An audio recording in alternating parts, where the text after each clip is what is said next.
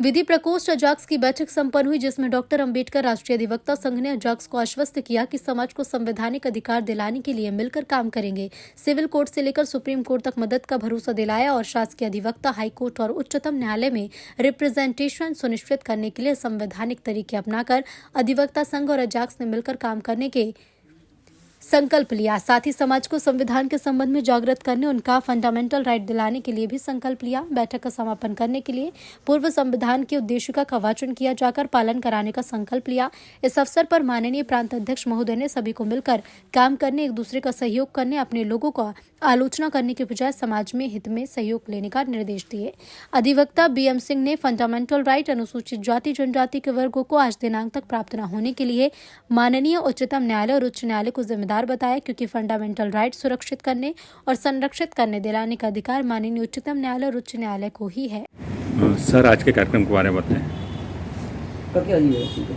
SL Suryavanshi, प्रांतीय महासचिव अजाक्स।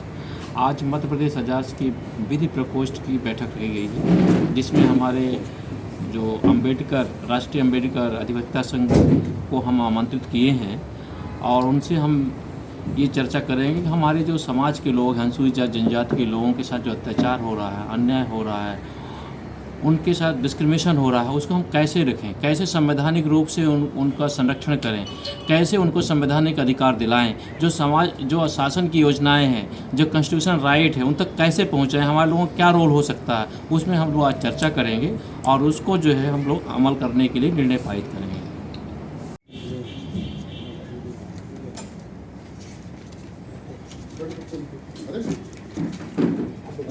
जी sir, बताएं आज अपने जो बैठक रखी है किस संबंध में?